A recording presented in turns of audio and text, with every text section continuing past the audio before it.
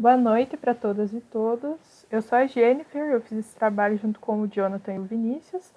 E esse vai ser o nosso material didático sobre os 3 níveis do conhecimento químico para a disciplina de estágio curricular supervisionado 2. Então eu vou passar um vídeo, um trecho de um filme. O filme é Homem-Aranha, de 2002. E aí a gente vai, a partir desse vídeo, fazer algumas observações.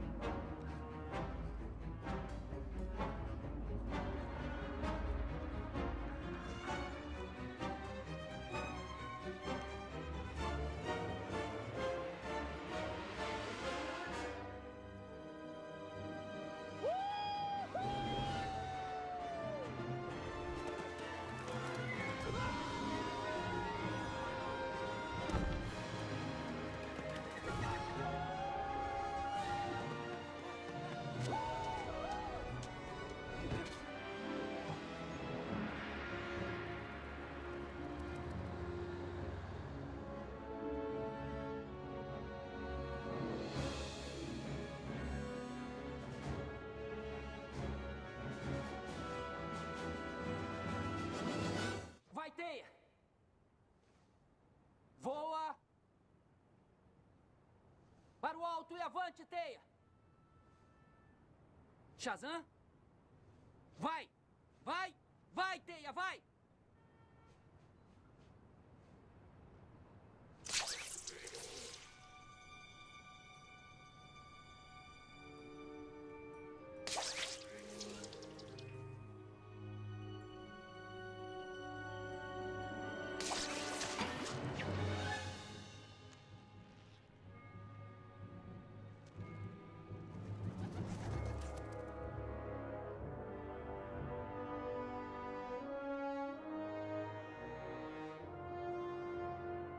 Alakazam.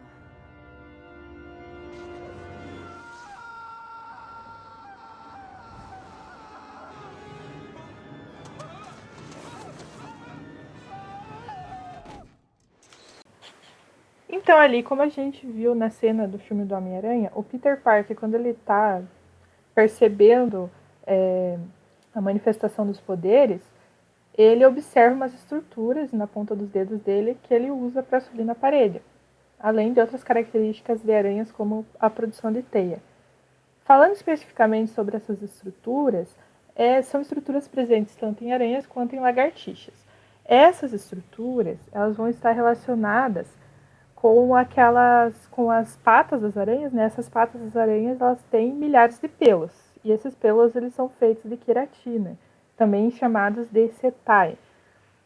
Esses pelos eles têm um diâmetro muito fino. Para vocês terem uma ideia, esse diâmetro ele seria o equivalente a 1/10 de um fio de cabelo humano. Então, cada estrutura dessa, cada pelinho desse que a aranha tem, ela vai ter centenas de minúsculas terminações.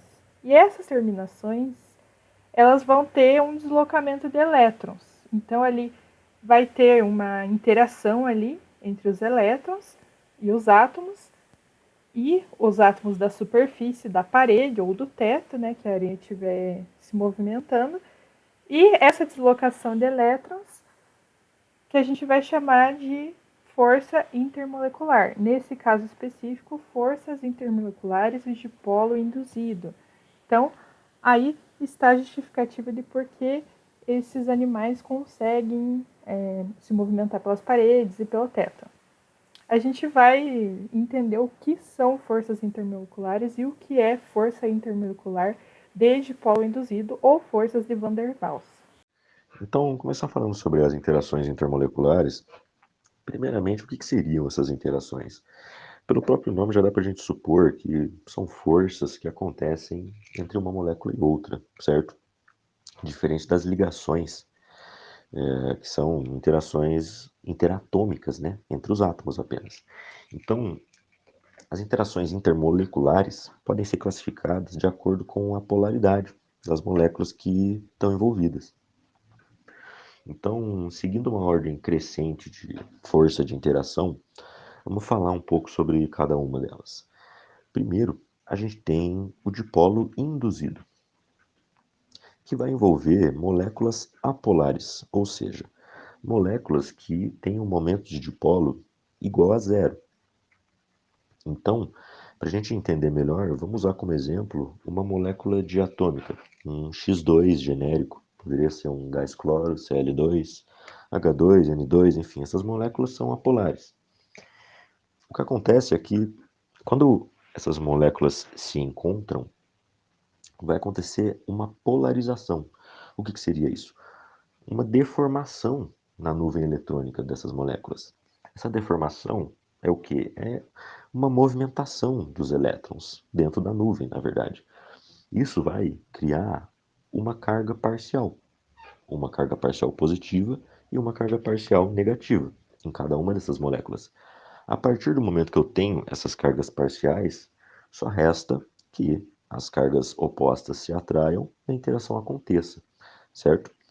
Essa é a minha interação mais fraca, porque eu estou envolvendo justamente cargas parciais. Eu preciso induzir uma carga que não existe. Eu preciso formar uma carga artificial para que a interação aconteça. Por isso que ela é a mais fraquinha, tá? Agora, o nosso segundo tipo de interação é o dipolo-dipolo, ou também chamado de dipolo permanente, que dessa vez vai envolver moléculas polares, ou seja, moléculas que têm um momento de dipolo diferente de zero. Um exemplo que a gente tem é a molécula de HCl, ácido clorídrico. Por que a gente diz que ele tem um momento de dipolo diferente de zero? Porque a gente tem a nuvem eletrônica do ácido clorídrico totalmente não, né? Mas praticamente toda em cima do cloro. É como se, no caso do meu dipolo induzido, que eu precisei criar a deformação na nuvem eletrônica, é como se o meu ácido clorídrico ele já tivesse essa deformação por natureza, devido à diferença de eletronegatividade que eu tenho entre o cloro e o hidrogênio.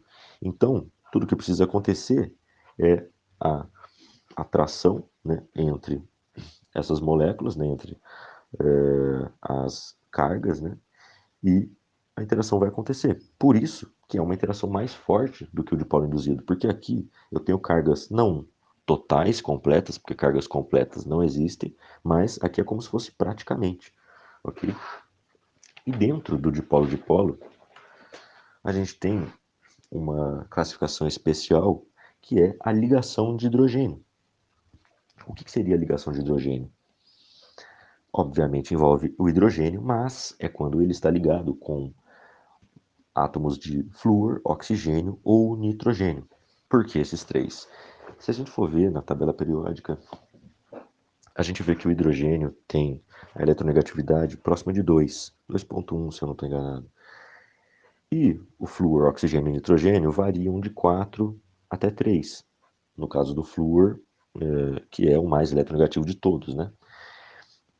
Então, se a gente pegar como exemplo a molécula da água, a gente tem várias moléculas de água e a gente tem o hidrogênio de uma molécula interagindo com o oxigênio de outra molécula. Então, isso é um exemplo de uma ligação de hidrogênio. E essa ligação, ela é relativamente mais forte do que as interações de polo convencionais. Por quê? Por causa dessa diferença de eletronegatividade que eu tenho entre o hidrogênio e esses três átomos, que são os três mais eletronegativos que eu tenho. Sendo que quando eu tenho uma ligação hidrogênio-flúor, por exemplo, eu chego até a ter um certo caráter iônico na minha ligação, devido a essa grande diferença na eletronegatividade, tá? Então, por fim, a nossa interação mais forte aqui que a gente tem é a interação íon-dipolo, que vai ser composta de quê? De um composto iônico e uma molécula polar, certo? A gente sabe que os compostos iônicos, eles fazem ligações iônicas e uma molécula polar faz ligações covalentes, de polo de polo, ok? Então, para a gente exemplificar essa interação íon-dipolo, a gente pode usar a dissociação iônica que acontece no cloreto de sódio, o sal de cozinha. Quando eu pego o NaCl e coloco ele em água, NaCl sólido, coloco em água, ele vai dissociar e vai liberar os seus íons, certo? O cátion sódio e o ânion cloro. Então, esses íons, eles vão estar em forma aquosa, no estado aquoso. O que isso quer dizer? Eles vão ter sido solvatados. Então, o que acontece? Eu vou ter esses íons rodeados por moléculas de água. E como esses íons têm uma carga, eles vão realizar interações com o dipolo da água, ok? No caso do meu íon sódio, que tem a carga positiva, ele vai realizar interação com o oxigênio, que é a minha carga negativa da água. Já o cloro, que tem o íon cloro, que tem a carga negativa, ele vai interagir com o hidrogênio da água, que tem a carga positiva. Por que que a água tem carga positiva no hidrogênio e negativa no oxigênio? Justamente devido àquela diferença de eletronegatividade que a gente viu na ligação de hidrogênio, certo? Então, como a gente tem essas cargas na interação íon-dipolo, essa vai ser a interação mais forte que a gente tem. Por isso que, por exemplo, quando a gente mistura água com sal, o ponto de ebulição da água aumenta bastante. Porque eu mudei o tipo de interação que eu tinha ali para uma interação mais forte. Antes eu só tinha o quê? Antes eu só tinha ligação de hidrogênio. Agora eu tenho ligação de hidrogênio e forças íon dipolo. Olá pessoal, hoje eu vou mostrar para vocês como a gente faz o leite psicodélico.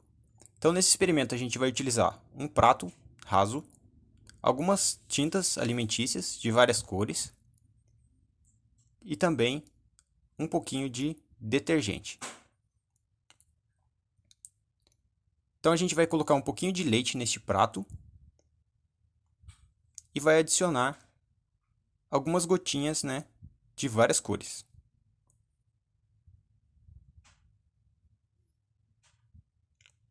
Logo após isso, a gente vai adicionar algumas gotinhas de detergente e vamos observar o que acontece.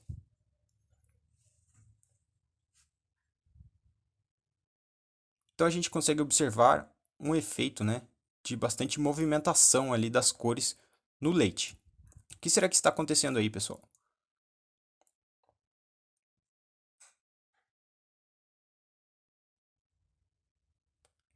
Então o leite, assim como outras superfícies líquidas, apresenta uma tensão superficial. Quando a gente adiciona o detergente, a gente consegue romper essa tensão que existe na superfície. O leite integral ele é composto basicamente por 3% de gordura. Com o rompimento dessa tensão superficial, a gente vai ter uma maior solubilidade dos corantes.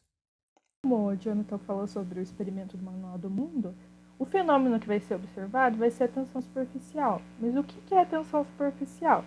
A tensão superficial ela vai estar diretamente relacionada com as interações intermoleculares. Então, como o Jonathan falou ali, o leite ele tem uma parte gordurosa e uma parte aquosa, essencialmente. Tem outros compostos ali, mas essencialmente vai ser essa observação que a gente vai levar em consideração aqui. Então, o que acontece? A gente tem um líquido qualquer ali. Então, imaginemos que essa representação aqui é do leite. Então, a parte aquosa do leite, a gente tem as moléculas ali, certo? Essas moléculas elas vão estar interagindo entre si. Então, essa molécula vai atrair essa e essa vai atrair essa. E aqui, de certa forma, essas forças elas vão ser equilibradas. Mas essas atrações e interações intermoleculares, elas vão acontecer abaixo da molécula e nas laterais. Por quê? Essas moléculas de ar aqui, que estão na parte superior, elas não vão ter as mesmas interações que essas moléculas do nosso líquido. Qualquer líquido, inclusive. Então, essa essas interações aqui nas laterais e na região inferior, elas vão fazer com que crie-se uma película, uma espécie de película elástica que a gente vai chamar de tensão superficial, que é o que possibilita, por exemplo, que alguns insetos mais leves consigam caminhar em cima da água. Então, aqui no caso do nosso experimento, a parte aquosa do leite cria uma película ali no nosso prato raso. E quando a gente goteja o corante, esse corante, como ele é apolar, ele tem ali estruturas apolares, ele não vai se misturar com a água. A água é polar. Então, ele não vai se misturar inicialmente. Mas, quando a gente goteja detergente, o detergente, o princípio ativo dele para que a gente consiga lavar a louça é que ele seja tanto solúvel em gorduras quanto em água.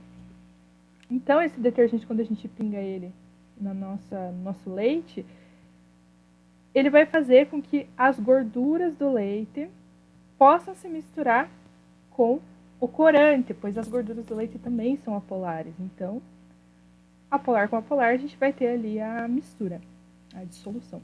Então, esses corantes apolares, por conta do detergente que é solúvel tanto em líquidos apolares quanto polares, vai poder se misturar. E por isso que a gente tem aquele efeito psicodélico. Então, a gente vai ter interações intermoleculares entre a gordura e o corante. E sem falar, né, das pontes de hidrogênio que são responsáveis pelo efeito de tensão superficial. Nós vamos utilizar o simulador da Universidade do Colorado, o PHET. Seria, mais ou menos em tradução em português, Projeto de Tecnologia e Ensino de Física. Então, aqui, para que a gente vai usar esse simulador aqui? O nome desse simulador é Polaridade de Moléculas. Então, aqui eu vou olhar a água, que é a molécula que é responsável pela tensão superficial naquele experimento que a gente viu. Então, aqui a água, né, eu vou ter o oxigênio ligado a 2 hidrogênios. Como a gente pode ver, a geometria ela é angular. E se a gente for observar aqui o dipolo de ligação e o dipolo da molécula, a gente vai ver que essa molécula ela vai ser polar. Então, ó, aqui nesse simulador dá para ver bem. A gente tem os vetores, daí tem o vetor inclinado, o outro vetor inclinado vai estar um vetor grande aqui. Por isso que essa molécula vai ser polar. Se a gente pegar, por exemplo, a molécula aqui de oxigênio, aqui a gente está falando do oxigênio gasoso, né? Então, são 2 átomos de oxigênio ligados por uma ligação dupla. Se a gente pegar essa molécula aqui, a gente vai ter uma geometria linear. E se a gente observar os dipolos de ligação e da molécula, ele não vai ter momento de dipolo. Então, essa molécula ela é apolar. Por isso que a gente tem a tensão superficial. Porque as moléculas do gás hidrogênio, oxigênio, desculpa, eles não vão interagir com as moléculas de água, porque a gente está falando de polaridades diferentes. A gente vai usar essa simulação aqui de soluções de açúcar e sal. Por quê? Nesse simulador, a gente tem aqui uma simulação de uma porção de água. Então, aqui eu tenho as moléculas de água, né? E o legal desse simulador é que a gente pode observar os momentos de dipolo. Então, aqui, ó, o oxigênio negativo e o hidrogênio positivo, porque o oxigênio é mais eletronegativo que o hidrogênio. E aqui, ó, a gente vai ter essa representação das ligações de hidrogênio. Lembrando aqui que a água ela faz ligação de hidrogênio porque ela tem um átomo muito eletronegativo, que é o oxigênio, ligado com um átomo pouco eletronegativo, que é o hidrogênio. Então, aqui, ó, a gente tem as movimentações e interações aqui da água. E o que vai acontecer quando eu colocar sal na água? Que foi o exemplo que o Vinícius deu lá, de quando a gente mistura sal com a água para cozinhar, para fazer uma sopa, alguma coisa assim. Olhem o que acontece. Quando eu coloco o meu sólido, né, que é o cloreto de sódio, ele vai ocorrer a dissolução dele na água. Porque os dois, eles são polares, né? A gente está falando de um sólido iônico, né? E aí, olha o que vai acontecer. Perto do cátion, que é positivo, a gente vai ter a aproximação da parte negativa da água. Ó, estão vendo aqui? E, deixa eu voltar aqui e colocar novamente. E o nosso ânion, eu vou ter a aproximação da parte positiva da água. Ó. Então, aqui a gente também vai ter interações intermoleculares do tipo de polo permanente, que são interações bem fortes também. Então, aqui, ó. Isso aqui é o fenômeno de dissolução de um sal.